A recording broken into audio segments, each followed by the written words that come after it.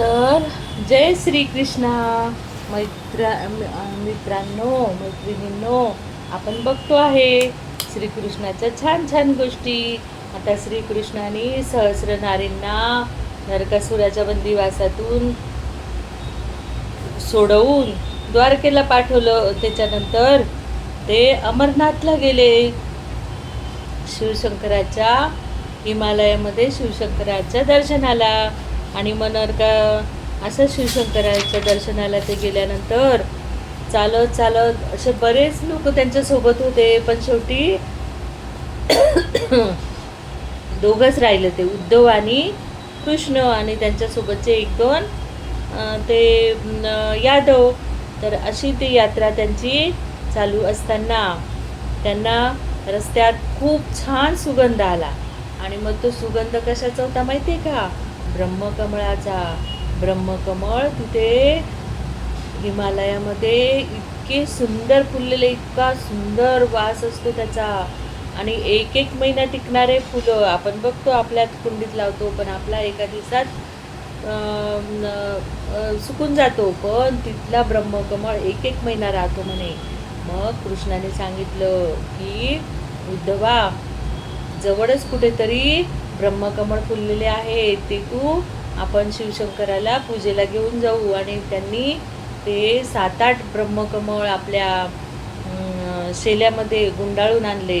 काही उमललेले होते, काही कळ्या होत्या, असे निवडक छान सुंदर सुवासिक कमळ आणले. आणि मग हे जेव्हा अमरनाथाच्या चढत चढत चढत चढत गेले, तेव्हा मग त्या बर्फाचं हिम पर्वत, त्यांनी हिम शिवलिंग बघितलं.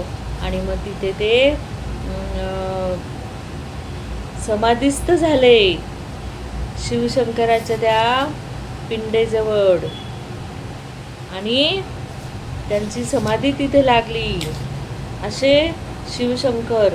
आणि जेव्हा मग कृष्णाने बघितलं की शिवशंकर, ते बर्फ कसं होतं, तर बर्फाच्छादित पांढरं शुभ्र आणि कृष्णाचा नीलवर्ण, त्याच्यावर तो प्रकाश पडलेला. आणि असं वाटत होतं की त्या शिवलिंगाने जणू काही आकाशच पांघरून घेतलं. इतकं सुंदर अप्रतिम दिसत होतं. आणि कृष्ण भगवान तिथं ध्यानस्थ बसले होते. तर उद्धवाला असं वाटलं की जणू काही शिव आणि विष्णू हे एकच आहेत, एकच शक्ती आहे आणि एकजीव झालेले आहेत, असे हे त्यांना तिथे लोभस असे दिसले. आणि मग ते तिथून अमरनाथावरून परत येताना, यादवजनो, आजचा दिवस माझ्यापेक्षा तुम्हा सर्वांच्या जीवनातील एक अत्यंत महत्त्वाचा दिवस आहे. या सभागृहात माझ्या दिवंगत श्वशुरांनी, ज्येष्ठ यादव सत्राजितांनी मजवर सोमंतक मण्याच्या चौर्याचा म्हणजे चोरीचा निंद आक्षेप घेतला होता. याच महाविक्रमी रत्नमण्यानं माझ्या प्राणप्रिय ज्येष्ठ बंधूंना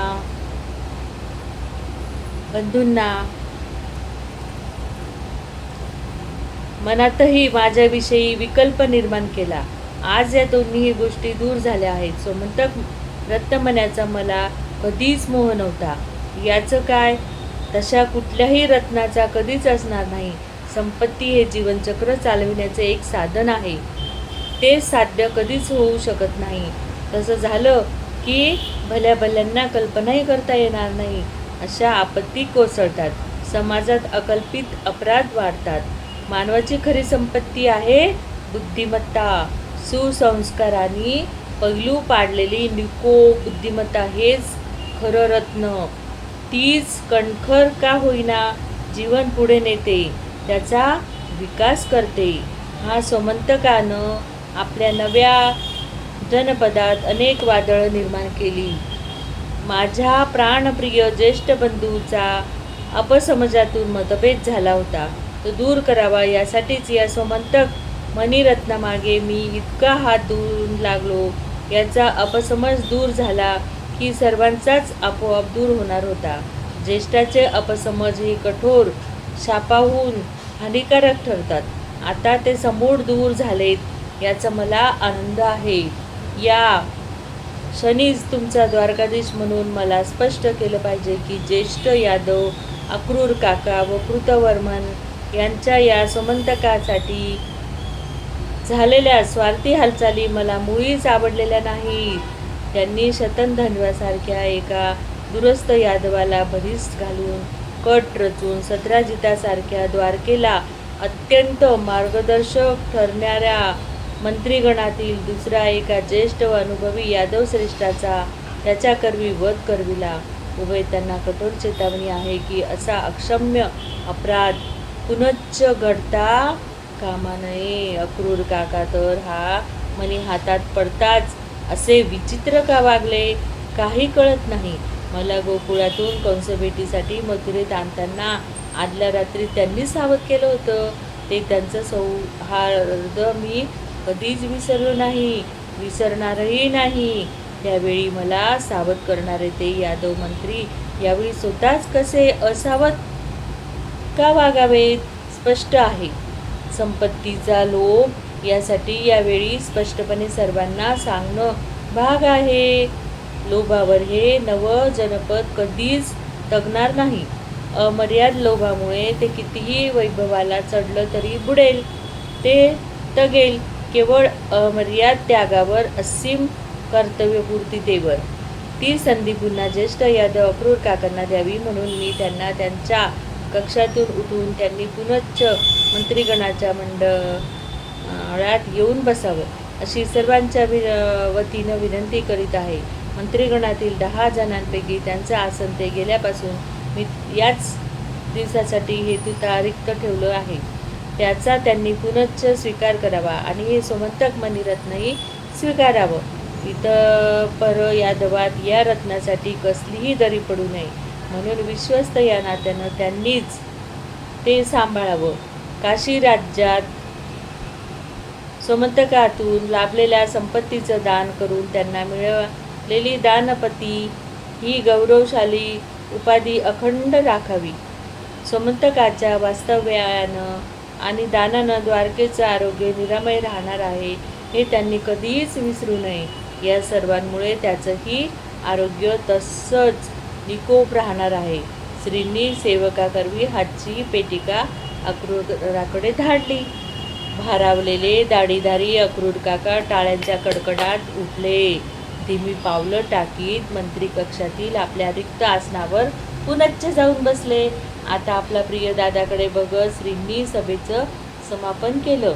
म्हणाले, तुम्हा सर्वांच्या युवराजाविषयी व माझ्या ज्येष्ठ बंधूविषयी मला काय वाटतं ते सांगायला माझ्याजवळ योग्य असे शब्दच नाहीत. दादा माझा निरोपाचा आदर राखून द्वारकेत परत आलेच नसते तर राजसभेचा कानोसा घेण्यासाठी श्री जाणीवपूर्वक क्षणिक थांबले. त्या प्रश्नामुळे यादवात अस्वस्थ कुजबुज व खडबड माजली. ती वाढत चालली आहे हे बघून आपला नीलवर्णी पिळदार उजवा बाहू उंचावून त्यांनी निर्णायक श्री शब्दाचं सुदर्शन फेकलं. दादा परत आलेच नसते तर त्यांच्या युवराज्ञी आसनावरून त्यांच्या पादुका ठेवून आम्ही द्वारकेचा राज्यभार सांभाळला असता. आम्ही चांद्रवर्षातले असलो तरी सूर्यवंशातले श्रीराम आणि भरत कधीच विसरू शकणार नाही. त्या दिवशी सुधर्मा राजसभेहून परतताना दूरवरून ऐकू येणाऱ्या समुद्र गांजेत मिसळलेला एकच एक विचार माझ्या मनी रुतून बसला. बरं झालं, मला केव्हाच कळलं आहे ते सत्य की श्रींचं हृदय पश्चिम सागरासारखं विशाल आणि अथांग आहे. हे सर्व यादवांनाही आज कळून चुकलं आहे. या वर्षा ऋतूत यादवांची राजनगरी द्वारका जलधारांच्या आकाशवर्षावात कशी अंगभर न्हावून निघाली. पश्चिम सागराच्या उसळत्या रोध अविरत लाटा पश्चिमेच्या थेट इंद्रमहाद्वारात वर गरजत थडथडू लागल्या. ते द्वार आता 4 मास बाहेरून तृणझड्या लावून बंदच ठेवण्यात येणार होतं. आता बंदर द्वारकेत येणाऱ्या नौका होळ्या पूर्णतः थांबल्या होत्या. समुद्रात दूरवरच्या पाशाने कोष्टू तर अशा वर्षा ऋतू कडक थंडीच्या शरदाशार द्वारकेला कवेत घेतलं.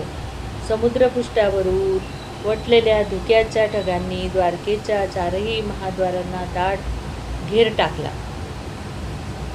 तर पुढे आपण पुढची गोष्ट पुढच्या भागात बघूया. आता हे नंतर नंदनवन झालेलं आहे. काय तर सोन्याची द्वारका. इथे सगळ्या पत्न्यांना आपले पुत्रप्राप्ती झालेली आहे. हे आपण पुढच्या गोष्टीत बघू. जय श्री